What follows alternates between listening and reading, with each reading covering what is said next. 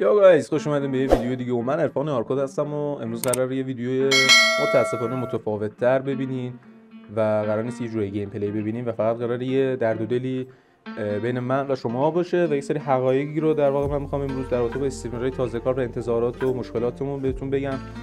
و یک اول ویدیو میخوام به این موضوع اشاره کنم که یک سری اتفاقاتی اخیراً برای من افتاده بود. میخوام در قالب 3-4 دقیقه من در مورد اون صحبت کنم، سریع اون موضوع رو برطرف کنم، چون تو داخل اینستاگرام زیاد استوری گذاشته بودم، زیاد سوال پرسیده بودین و بعدش بریم سراغ بحثمون و بحث اصلی در واقع حرف دلمون که از تامنیل ویدیو اینا مشخص. پس بزن بریم. خب دوستان، من در رابطه با اون موضوع خودم سریع میخوام یک سری جنبندی‌ها بکنم. من به هر حال یک سیستمی رو بعد 4 سال قبل که استریم می‌کردیم، به هر حال به خاطر بحث سیستم اینجور دوستانا من نتونستم استریم رو ادامه بدم. یه 2 سالی مجبور شدم بذارم کنار، برم بیرون کار کنم، بتونم حداقل ترین مقدار سیستم پولش رو جور کنم و بتونم یه سیستم ببندم. سیستمی که من بستم مبلغ چیزی دوربر 180 خورده در میاد با مانیتور. بدون مانیتور دوربر کنم 168 اینا تقریبا فکر کنم. من دوربر مبلغی که تونستم پولی که ذخیره کنم برای این بی صاحب دوربر 100 خورده تومن بود، یا بقیه‌اشو با 5 تا قسط و قسط آخرم یه دونه مونده با آخر اصلاحی میکنم 13.5 بود. داستان از این قراره که من اون قسط رو نتونستم مبلغش رو جور کنم و تقریبا 10 تومن تونستم جور کنم، 3 خورده ایش مونده بود. چیکار کنیم چیکار نکنیم؟ مجبور شدم اکانت کالافمو بفروشم. اکانت کالافی که به هر حال ما براش در نوع خودش خیلی زحمت کشیده بودیم. بعد به هر حال 4 سال اومده بودم، بعد 2 سال اومده بودم، 4 سال قبل استریم کردم اکانت خودم رو دیگه. 4 سال قبل اتفاقی افتاد براش که اونو تو در نوع خودش ما توضیح دادیم، در اینستاگرام پستش موجوده. و من مجبور شدم بیام که سراغ تو تاریخ مرداد ماه همین تابستون یک اکانت جدید بسازم و اون اکانت استریمش رو من خریداری کرده بودم. اومدم اکانت کالاف جدید ساختم، آوردمش بالا، گانا رو لول اپ کنی، دوباره از صفر لول اپ کنی، بیای فلان کارا رو انجام بدی، نمیدونم بیای این کارو کنی، بیای اون کارو کنی، نمیدونم تلاش کنی، اسکیم باز کنی، کیدی ببری بالا، وین بالا، فلان بالا، این بالا، اون بالا. آقا ما دیگه نهایتش برای اکانت زحمت کشیده بودیم. در این حال بتل پس 3 تا بتل پس داشت، 2 تا بتل پس آخر مدرن، 3 یه دونه بلک اپس جدیده، به هر حال کیدی بالا و جور داستانا، گیم پس، نمیدونم اینو بخر اونو بخر. عرض کنم خدمت شما زیاد وقتتون رو نگیرم، این اکانت رو من به مبلغ 3200 تقریبا فروختمش با گیم پس و اون شخصی که میخواست بخره اصلا گیم پسشو گفت بده ولی نبره، کالاف نمیخواست استفاده کنه، فقط میخواست بمونه گیم پسش هم داشته باشه، میخواست گیم رو روش خریداری کنه اصلا. یعنی اگه بخوام حتی اون اکانت رو برم بعداً دوباره خودم بخرمشم پولم نمیرسه بخرم، چون قطعا میخواست گیم رو بخره رو استیم و رو استیم هم گیم کالاف میدونین که حداقل مبالغ 3 خورده 4 تومن شاید بالاتر 5 تومن تو ریجن های مختلف قیمتشه. خلاصه بگذاریم، من اکانت کالاف رو فروختم. نکته رو بگم جای نگرانی نیست، من اکانت دوم دارم و اونم دارم میارمش بالا. اکانت صفر نیست. زمان مدرن 3 یه تایمی هم با اون شادو میشدیم پلی میدادیم. البته اون داستان شادو هم دارم میگم، دلیل دومی که اکانت رو من رد کردم شادو بند شدن های زیاد وانتجیت مزخرف یک کمپانی $1,000,000 متاسفانه بود که حالا این اکانت هم شادو باز میشه چون هم تازه مسئول میشه در نوع خودش. اما خب به هر حال فعلا یک اکانت دوم داریم. من براش دوباره گیم پسینا تهیه کردم و دارم میارمش بالا و جای نگرانی نداریم. این از بحث اون استوری که گذاشته بودیم. استوری رو هم این بالا اگه بتونم اسکرین شاتشو دوباره از اینستاگرام بردارم اونجا تو ادیت میذارمش. بریم سراغ مطلبی که به خاطرش روی این ویدیو کلیک کردیم، در واقع تامنیل ویدیو و متن ویدیو هم در رابطه با این همین بود. ببینیم بچه‌ها، من یک استریمری هستم که در نوع خودش زیاد شناخته شده نیست، یه جوری تازه کارم محسوب میشم. 4 سال قبل استریم میکردم. یک هدفی این بالاها فکر کنم هست، این جاهای صف هست فکر کنم. این هدف مبلغش 3 میلیون تومنه، اما من این هدف رو تازه نذاشتم. این هدف 300 تومنش، مبلغ 300 خورده تومنش 4 سال قبل پر شده بود. دوربر 300 خورده تومنش رو تو این 4 ماه اخیری که استریم کردم پر شده تا به تاریخ همین ویدیو. و جا داره بگم که بچه‌ها واقعا حمایت نمیشم، اما دلیلش فقط من نیستم. من رفتم نگاه کردم دیدم متاسفانه علاوه بر من خیلی دیگه هستن و اصلا چجوری حمایت میشه بعضی و چجوری حمایت نمیشن بعضی. اولا تو بحث حمایت کردن دو دسته هستن دوستان. یک بحث زودتر حمایت شدن و یه جایی موندن، مثل لاغری میمونه، سریع بعضیا لاغر میکنن اما دیگه مثلا سریع هم دوباره چاق میشن. بحث حمایت شدن اینجوری دو دسته است که پسرها و دخترها. یا در واقع دخترها به خاطر حالا جنسیت یا هر چیز دیگه متأسفانه سریعتر رشد میکنن، اما به هر حال رشدشون توی تایمی دیگه محدود میشه، ولی همون رشد براشون کفاف کار میشه و خب دیگه میرن بالا. پسرها متاسفانه رشدشون خیلی کنده، باید خیلی تلاش کنن، مهارت نشون بده، اینو نشون بده، نمیدونم گیم پلی بهتر، نمیدونم بعضیا میان محتوای بهتر، یکی اسکینش بهتره، یکی پولش بیشتره، یکی سیستمش بهتره. به حال همه اینا دخیلن، بک‌گراند مهمه، نمیدونم همه چی مهمه دیگه. تو پسر همه چی مهمه، اما برای دختره موضوع زیاد آنچنان به هر حال اولویت نیست. حتی من این موضوع رو در پلتفرمی که مثل آپارات خودم اونجا آپارات استریم میکنم بیشتر دیدم که تو آپارات دخترها علاوه بر حالا موضوع بک‌گراند و نمیدونم سیستم و گیم پلی و زر زدن زیاد جلو دوربین و اصلا توهین نیست، اما عموما این کارو دارن انجام میدن متاسفانه. خب به هر حال چیز استعداد دیگه ما ندیدیم ازشون و الان با اون موضوع قراره من بپردازم جلوتر گسترده‌تر. ما با عنوان استریمر از خودم همیشه مثال میزنم و قرار نیست امروز هم به عنوان موضوع و یا چیزی که قرار اشاره کنم اسمی از کسی برده نمیشه، یعنی خیالتون از اون موضوع راحت باشه. فقط ولی من غیر منظور میگم که کیا و چیا هستن. یک خواهشمندم از دوستانی که تازه استریم شروع کردن و تازه دارن این کارو انجام، منظورم تازه این نیست که یه هفته، یه ماه، 2 ماه همین حدودا منظورمه. مثلا طرف 1 ماه، 2 ماه، 6 ماه، 1 سال استریم میکنه، فعلا ویوش پایینه، تازه محسوب میکنه. ما میگیم تازه است. خب منم خب 4 سال استریم میکنم، در نوع خودش 2 سالشم گذاشتم کنار، مثلا شما بذار 2 ساله دارم استریم میکنم متعدد، ولی تازه محسوب میکنم خودم میگم فعلا جا داره بیشتر یاد بگیرم توی این حوزه. آقا ما میام استریم میکنیم، وین میگیریم، نه یکی، نه 2 تا، نه 3 تا، روزانه سعی میکنیم 10 تا وین بگیریم، 20 تا وین بگیریم، هر چقدر بتونیم. این وسط لوز خیلی بالایی داریم، حوصله سربری داریم، داد و بیداد داریم، فوش میدیم، میخندیم، میگیم، شوخی میکنیم، فالوور و ویور. این وسط نکته اینجاست که شما انقدر داری تلاش میکنی برای حوزه کاری خودت در حوزه کاری گیم، تولید محتوا و هر چیز دیگه ای، انتظارت اینه که شما به هر حال این کارت ویو بخوره، دیده بشه. خب شما کارت اینه، اما مشکل اینجاست که خب من یه پسرم، برای دیده شدن با مهارتم بالا باشه. خب مهارتم بالا چرا دیده نمیشم؟ مشکل دقیقا میاد اینجا. من به عنوان یک پسر تلاش میکنم، ویوم دیده نمیشه، از کارم دلسرد میشم و از کارم دلسرد میشم خب میام چیکار میکنم؟ محتوا عوض میکنم، ایده دیگه به فکرم میرسه، ایده های جدید، نمیدونم این کارو میکنم، اون کارو میکنم، همکاری میکنم. همکاری آقا مشکلات ما اینه، همکاری خیلی کمه، حمایت از استریمرهای دیگه صفر. طرف میبینه طرف 2 تا ویوش کمتره، عملا ازش حمایت نمیکنه، میگه این از من پایین‌تر، همه میخوان خودش با بالاترش حمایت کنه. بابا حالا تو گیرم یه دونه دست یه نفر رو کشیدی به خودت آوردی بالا، مثلا چی میشه؟ نمونهش همین استریمرایی هستن که درآمدهای آنچنانی دارن. ببین آنچنانی، حالا چه خوبه خیلیاشون خودشون نمیذاره، اونایی که خودشون گذاشتن ما دیدیم آنچنانی، اون چیزایی که نذاشتن ببینید چقدر زیاده دوستان. بعد خیلی‌ها میگن این زحمت کشیده. خب قبول داریم زحمت کشیده، دمش هم گرم. ولی خب خداوکیلی درآمد آنچنانی دارین، چی میشه بیاین از یه استریمر حمایت کنین، اونو شوافش هم نکنین، 20 تا ویدیو یوتیوب ازش در نیارین؟ به خدا ما ندیدیم، من استریمری ندیدم که بیاد از یکی حمایت کنه 300 500 تا ازش چیز نذاره، استوری و نمیدونم ویدیو یوتیوب در نیاره از این. یا تو موضوع رید کردن، یعنی حمایت کردن ویو از استریمر، متاسفانه استریمرها تو هیچ حوزه‌ای زیاد حمایت نمی‌کنن.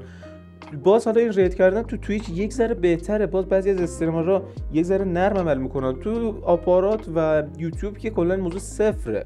حالا باز تو یوتیوب که حالا این امکانش نمیشه، تو یوتیوب حداقل میتونن اسم طرف رو بهش بگن، مثلا یه ذره مثلا ازش حداقل اسم چنل رو بذارن، اون لینک بذارن. اما تو آپارات دیگه عملا این موضوع صفر شده، خیلی صفر، مثلا رید نمیشن. من 4 سال، من از سال 90 فکر کنم خورده 97 اینا بود یا 96 اینا تو آپارات من چنل دارم به خدا از اون تایم هم دارم فعالیت میکنم، یه رید نشدیم ما. از اون تایم خیلی رو دیدم اومدم بالا، خیلی خیانت ها در نه خودش. اما بگذاریم، موضوع خیلی داره میره حاشیه تر. بیایم تو موضوع اصلی خودمون. به عنوان یک استریمر وقتی میخواین از کسی دونیت و حمایت کنین، خواهشاً یک آدم درست رو برای حمایت کردن انتخاب کنین. مبلغ حمایت شما واقعا ناچیز هم به نظر شما بیاد مثل 10 تومن، 50 تومن، 100 تومن، حتی دیگه 500 تومن، 1 تومن الان دیگه مبلغ ناچیزی محسوب میشه تو مملکت ما. اون استریمری رو حمایت کنین که نیاز داره. من 3 میلیون هدف استریمم رو بچه‌ها من 4 سال قبل گذاشته بودم. بنده خدا الان هدف استریم من خرید اشتراک 1 ساله برای اینترنت. همون اشتراک 1 ساله رو الان بخوام برم بگیرم 5 خورده قیمتشه برای فیبر نوری مخابرات. خدا شاید من جدیداً اتفاقا قیمتش گرفتم و دیگه دلم نمیاد هدف استریممو تغییر بدم، چون میدونم آقا این دیگه حمایت نمیشیم، نمیره بالای. متاسفانه من هدف بوده از هرسم 500 تومن گذاشتم، هیچکی نیومده حمایت کنه، چه برسه به 3 میلیون 5 میلیون.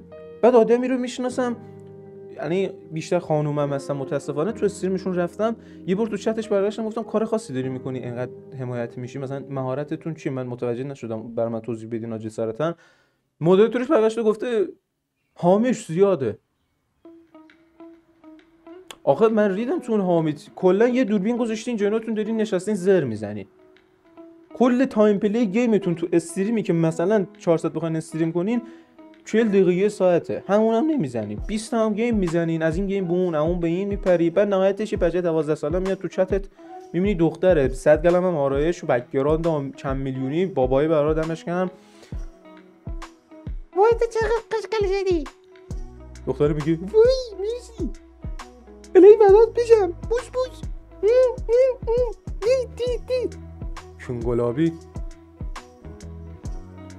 به خدا زشت ناموسن نکنین این کارا رو. من نمیدونم چرا بعضی شور بعضی حمایت رو در آوردن. این تو دختراست، بعد تو پسرام این موضوع زیاد فرق نمیکنه. یعنی ما آقایون، من استریمر دوستانی رفتم تو همین حوزه کالاف بهتون بگم، مثلا تو حوزه دیگه کاری ندارم زیاد.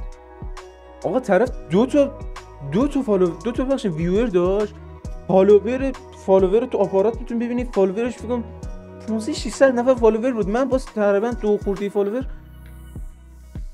اومدم بهش گفتم تو پلی با ویور داری؟ همینجوری برای فانش پرسیدم، مثلا میگفت آره، میگفتم داداش اگه میخوام بپیچم مثلا بعدا میام بپیچونم. داداش ما پلی با ویور نداریم امروز، اینستاگرام فالو کن، استوری گذاشتنی اونجا میبینیم. رفتم یه سوش فالو کردم دیدم 46 نفر فالوور داره. آقا من خودم با این، حالا من بالا نیستم، من مشکلم پایین بودنی که ویدیو ساختم. مثلا ما با این سطح پایین و سطح بالا نسبت به تو انقدر خودمونو نمیگیری.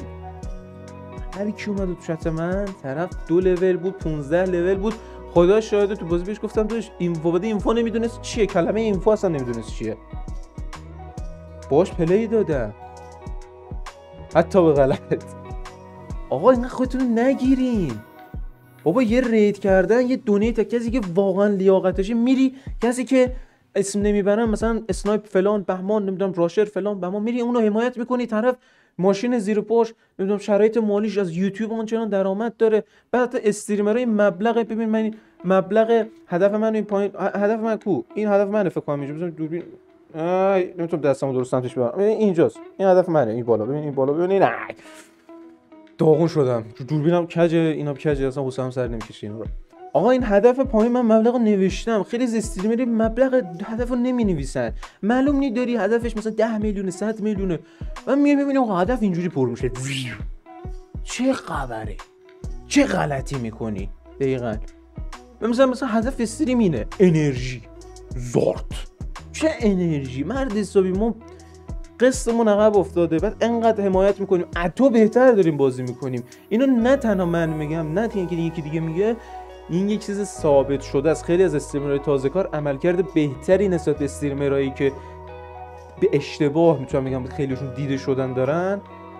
خب به هر حال این طرف برای دیده شدن حرف من نیست، خیلی از استریمرهای تازه کار ما خیلی‌ها داریم تو ارتباطی میبینیم آقا همه دارن اصلا همین موضوع گله میکنن، به اشتباه طرف دونیت داره میکنه. بابا من مرد حسابی، من یه دونه میخوام مثال میگم، یه دونه میخوام مثلا آقا من یک اشتراک 1 ساله اینترنتمو بتونم، پول اینترنت استریم در نمیاد حتی.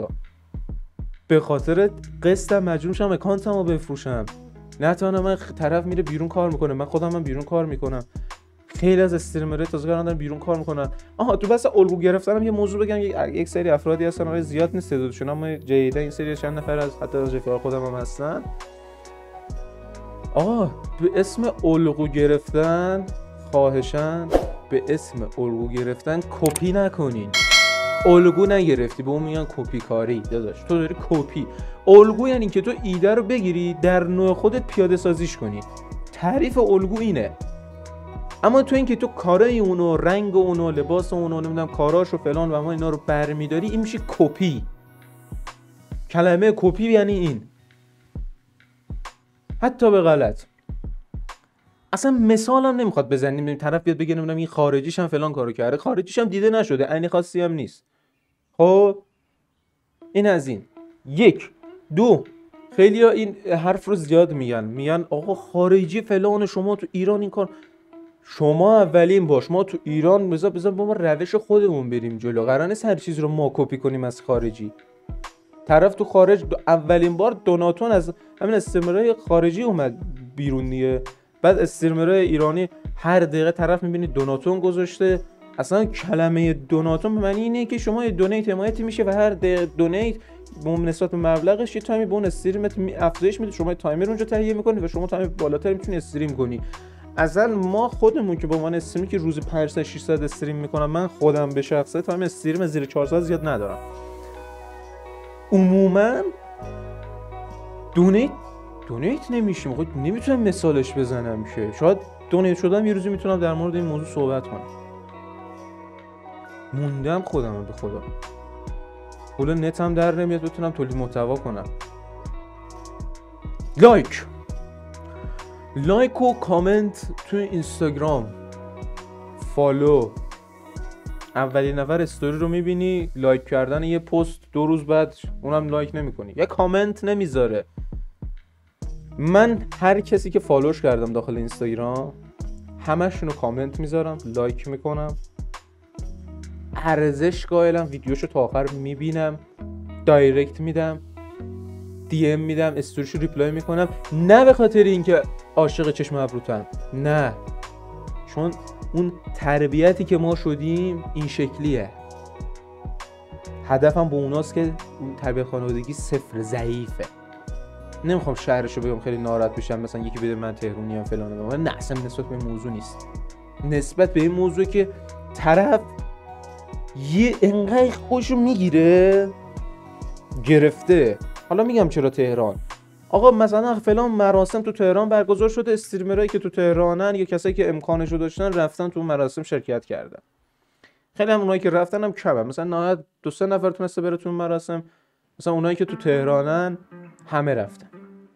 آقا استریمری که تو شهر دیگه نیست نتونسته بره تو اون مراسم، دلیل بر این نمیشه که تو از اون برتریت داری. انقدر نیاین به رخ بکشین. یه عکس گذاشتی تموم شد رفت. کارا رو نکنین. انقدر شواف نکنین. انقدر خودتون رو نگیرین. خیلی از استریمرها میگن من خودمو نمیگیرم، اما طرف باش میره میگه یه پلی با ویور یا بیا با من پلی بده. داداش ما پریم، نمیدونم من امروز میخوام سولو برم. نمیفهمم تو خیلی غلط میکنیم خیلی امروز سولو بری. تو خودتون رو نمیگرفتی، حتی همین خودتون نمیگرفتی به خاطر اینکه اون ویورت ناراحت بشه میگفتی باشه بیا با هم یه پلی بدیم. و تو خیلی اشتباه میکنی میگی من خودمو نمیگیرم. 19 دقیقه ویدیو رکورد کردم. هدف جنبندی حرف دل ما استریمرهای تازه کار این شد دوستان. همینجا میخوام ویدیو رو دیگه تموم کنم بریم سراغ بعدی. 1. آدم درستی رو حمایت کنید، به خصوص حمایت مالی، چون حمایت مالی یه جوری عامل پیشرفته یک استریمره. 2. ویو و واچ کردن استریمر. کسی رو ویو کنین، کسی رو واچ کنین استریمشو، کسی رو بیشتر تماشا کنین، کسی رو بیشتر چت بدین تو استریمش که واقعا باز لیاقتشه. چرا؟ اما سعی کنین تو چت کسی هیت ندین. سعی کنین آقا هر استریمری که قرار نیست مثل استریمر دیگه باشه. مثلا چت من طرف میاد میگه آقا فلان استریمر فلان کارو کرده تو استریم، تو چرا نمی‌کنی؟ آقا من خب اون ایده اون بنده خداست، قرار نمیشه من برم اونو کپی کنم. زشته اولا. 2. من بذار متفاوت باشم. همیشه خب متفاوت بودن بهتره. قرار نیست که شما همیشه کپی. این اشتباهه. پس 3 سعی کنید زیر کپی کاری انجام ندین. 4 آقا سعی کنید در نوع خودتون هیت که کمتر کردین. ببخشید اون موضوع 3 بود، اما این موضوع تو 4 بگم. 4 گم کردم چند تا داشتم میشمردم. سعی کنین فوش ندین، ارتباط برقرار کنین با استریمرتون، نمیدونم هیت ندین، سعی کنین تیکه نندازین. انقدر میبینین اون استریمش یه شکل دیگه یا مثلا محیط فانه این کارا رو انجام میدین، هر لحظه این کارو نکنین. بعد بشینین وقتی نگاه میکنین گیم پلی رو نظر بدین، جو بدین، نمیدونم حمایت کنین، فلان کار کن. استریمر هر موقع سرشو برمیگردونه چتو میخونه، آقا یه خورده انرژی بگیره. من استریم داشتم گیم پلی داستانی بلک اپس 6 اخیراً رکورد 25 تا ویو ثابت رو شکوندم خودم تو آپارات. برای خب کسی که استریم تازه کاره ویو زیادیه، برای خب خیلی طبیعتا ویو خیلی کمیه. من 25 تا ویو ثابت داشتم. به خدا شاهده بچه از این 25 نفر حتی 2 نفرشون چت نمی‌کردن تو چت استریم من. فقط بات استریم من زیاد بیشتر داشتم میدم. بس هم برمیگردوندم میبینم یه نفر گفته مثلا اینجوری میگه مثلا فلان کارو نکن. این چیه مثلا این کارا رو نکنیم. به هر حال بذار ما هم لذت ببریم از این دور، ما هم حق داریم استریم کنیم. آقا از این استریم خوشت نیومد آنفالو کن، موفق باشی یا علی، من برم یه استریم دیگه. تمام شد رفت. تمام. انقدر خودتون فشار بدین، اونم فشار نکنین. خیلی راحت. به هر حال ما گیمی هم که میزنیم نسبت به گیمی که حالا من خودم شخص کالاف بیشتر میزنم، کانتر بیشتر میزنم، من شوتینگ بیشتر میزنم.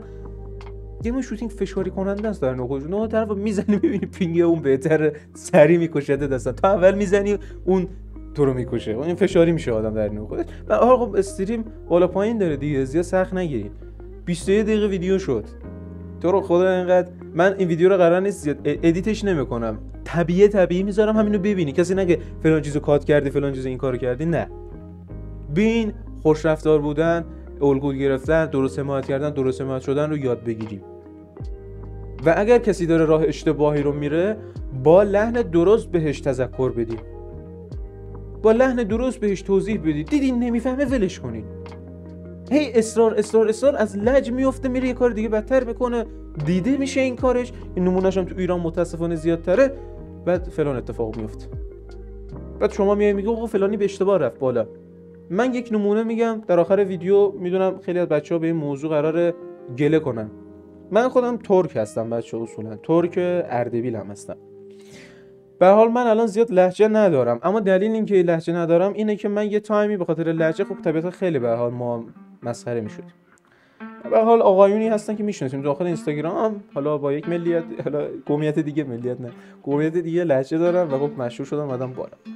اصلا بحث لهجه یک اشاره گفتم به این بکنم. خیلی نو تو دایرکت در رابطه با من بین گیم پلی ویدیوام در این موضوع صحبت کرده بودم. بچه‌ها تو دایرکت پرسیده بودن، گفته بودن چرا این حرفو گفتی؟ گفتم من تو این ویدیو بهش میگم، اشاره میکنم، تو این ویدیو توضیحش میدم. بحث لهجه یه چیزیه که خب اصالته. اولا که شما دور تا دور ایرانو ببینید، هر کسی از یک قومیت جداست. در واقع یعنی مرزهای ایران نوع اون قومیت‌ها نگه داشتن، از جنوبی و عرب و بلوچ و فلان و همان گرفته که من ببخشید زیاد به قومیت حالا تسلط ندارم، از لور و کرد و ترک و شمالیش و حالا اون بغلش یادم رفته، به هر قومیت زیاده. خب بیاین سعی کنیم با هر کسی با سازگارای خودش بیایم جلو. انقدر زشت حمایت نکنیم من کسی.